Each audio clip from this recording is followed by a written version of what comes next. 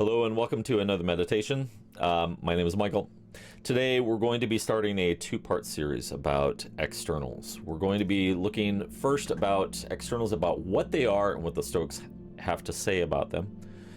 Part two, we're going to be talking about our response to things that are outside our control and what that looks like. I want to start out with a quote from Epictetus, and this comes from Sharon LaBelle's reinterpretation of Epictetus's The Manual. It's a book called The Art of Living. I highly recommend it. Not a paid endorsement, but it's a fantastic bedside companion.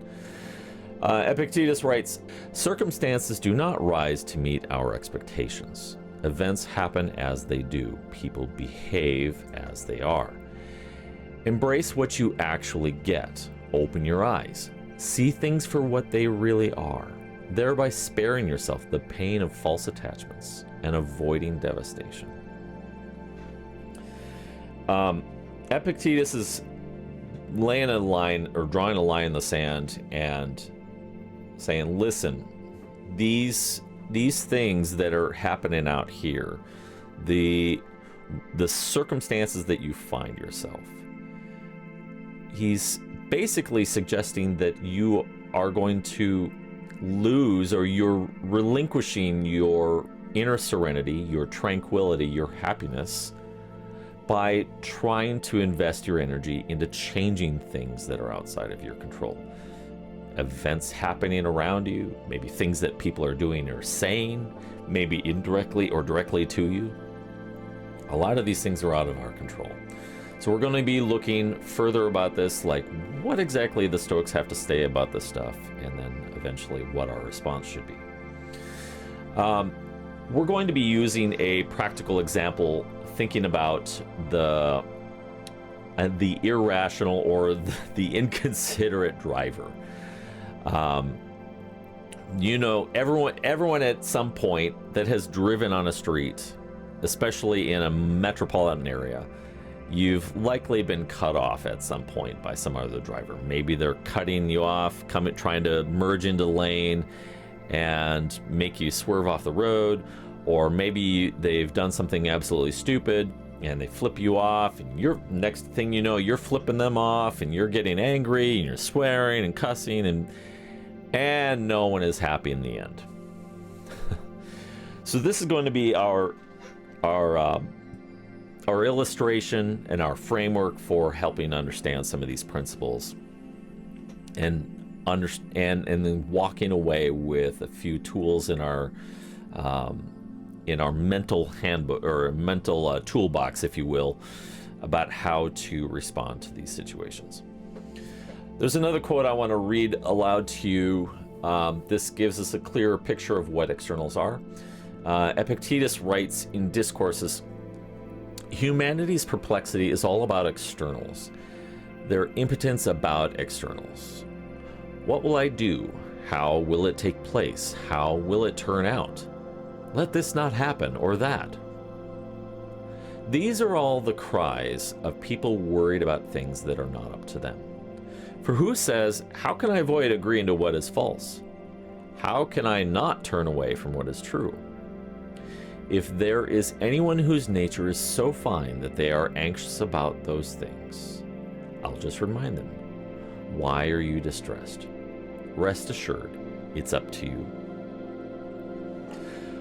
Epictetus is making the claim here. If you're not familiar with who Epictetus is, he was born a slave way back around the turn of the I think it was around the 1st century, either before or after Common Era. And he was born into slavery, but eventually had worked his way out and earned his freedom, and had advanced so much in the area of philosophy that he eventually opened up his own school of philosophy. And some others that have come after him, like Marcus Aurelius, much of his meditations were informed by Epictetus's teachings. But Epictetus here is basically making the claim, listen, if you're distressed about something, it's you are complicit in that response to whatever the external stimulus is. In fact, a lot of the Stoic teachings highly overlap with some of the ideas taught in cognitive behavioral therapy. This idea that there's a finite step in between an external stimulus or an event and our response to it. And it's usually at the very start of things. It's really quick. You get cut off, and next thing you know, you're flipping someone off, and you're angry, and your blood pressure gets boiled up, and you just want to mentally vomit all over them. Well, the Stoics would argue that we really should take the time to analyze that intersection between stimulus and our response. That in that space, we have formulated an opinion, we have formulated a judgment about these sorts of events, about these sorts of happenings, and we inject meaning into them. We inject insult into some of these things. And those ideas, those opinions, those judgments often inform how we are going to respond to them.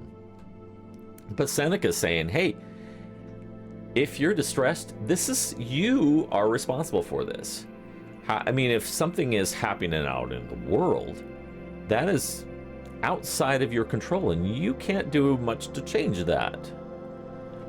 The things that you should be concerned about changing is things about your own disposition. Let me read something here from Samuel Jackson, who wrote an essay called The Rambler, and this is his 6th essay, written in 1750, and he writes, "The fountain of content must spring up in the mind. They who have so little knowledge of human nature as to seek happiness by changing anything but their own dispositions will waste their life in fruitless efforts and multiply the griefs which they propose to remove." Here Johnson is saying that you're basically going to be driving yourself mad if your hope is to try and change external events that are not directly in your control. In fact, he's basically saying you should withdraw inward, and I would add, evaluate those things, evaluate those judgments, evaluate your opinions about these things. And in fact, Marcus Aurelius does this quite often in meditations. He will walk himself through these exercises where he will consider other possibilities of circumstances that maybe there's other situations that are causing this, and I'm seeing this from the wrong lens or from the wrong perspective. Using our example of the inconsiderate driver that cuts you off, there might be multiple factors that influenced that person's decision. They might be rushing off to the hospital to go see a loved one, or maybe they're just highly irresponsible and they slept in. How many times have we done that, right? So usually these people are trying to operate out of their own best interest or their own self-interest. We can pretty much guarantee that about most, if not almost all of us as a species. We generally look out for our own well-being at the detriment of other people, sometimes. So what I want us to do now is I want us to take a look, perform a practical exercise here about externals. We're going to be considering some situations here, asking some questions, and reflecting about externals so that we can understand what is not only what is not up to us, but also why it's not up to us. And I believe that if we have a greater understanding of why these things are outside of our control and what exactly is outside of our control, and then that can be the pivot point for us to start turning our attention towards the things that are within our control and can start working towards a life of happiness, of serenity, of doing and pursuing wisdom and moral good, and looking out for the welfare of humanity through our thoughts, through our decisions, our speech, through our actions. So let's take on this exercise here. So let's first, considering our inconsiderate driver, list out all the things that about that driver, their behavior and their actions. List it all out.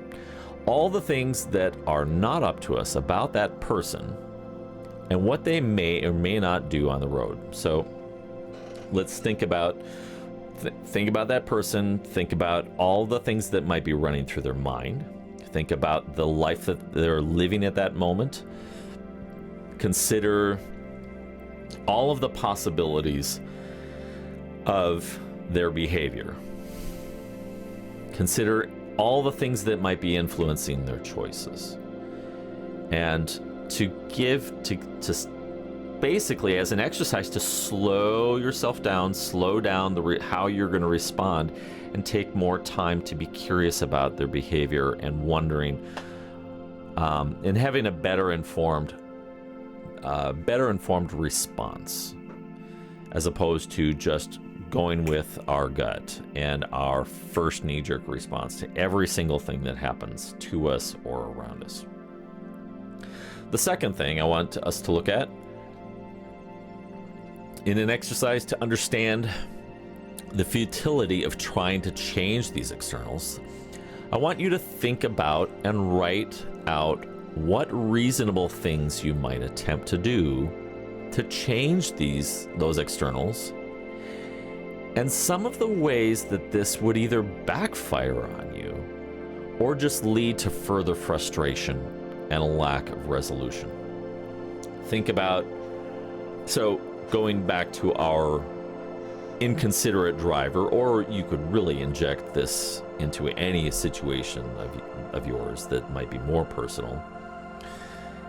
Think about what you can actually change or attempt to change and end up in failure. Think about how that plays out and what actual good it's going to do. So consider all your possible responses to someone who cuts you off in traffic. All right, let's say you give them the finger and you swear at them. What good did that do? It didn't change their behavior, because what they did is already in the past. You can't do anything about it. You're not going to bring them to justice by flipping them off. You're not going to change their behavior. You're not going to change their mind. All you're doing is you're just responding in anger because you've allowed this to stir you up. It's an external event. They weren't doing anything to you directly. They weren't saying anything to you specifically. It's just an event that happened around you, and you happen to be in the closest proximity to their choice. But think about it. What can you actually do that is going to end up leaving the situation more productive? And I would probably argue that if you do enough thought exercise about this, that you would come somewhere around the conclusion that I am just going to live and let live. I'm going to let that person go off on ahead, and if they want to go ruin their driving record and potentially get themselves into an accident or get pulled over for unsafe driving, that's on them. Seneca and Marcus Aurelius and others would argue that when someone does something wrong or does something that could be considered as evil or whatever, they're really harming themselves more than they are the people that are in proximity to their actions. The next thing, the last thing I want us to consider here is considering other things in your life that resemble our example, things that irritate you but are entirely out of your control. I want you to ask yourself some questions as you reflect on those things. Why do they irritate you? Why doesn't it seem to irritate some other people or affect them as much? And what can I reasonably do about these things? So I want you to spend some time, and for this one, I want you to take a little bit extra time for. After this video, I want you to just think about some other areas in your life that have been a source of irritation, or things that you tend to get bent out of shape about. And don't necessarily go for the really tough issues. You know, work your way up to those stuff, certainly. But start with some simple things that irritate you. Maybe the kids leave the lights on in the house all the time. Or maybe someone doesn't take the time to rinse the dishes before putting them in the dishwasher. Start with small irritants like that. And then reflect on them. Why do they irritate you? And why doesn't it seem to irritate other people? And then finally, what can you reasonably do about these situations? And how can you bring it to a resolution for yourself that doesn't inflict harm or cause further irritants in the relationships of the people around you?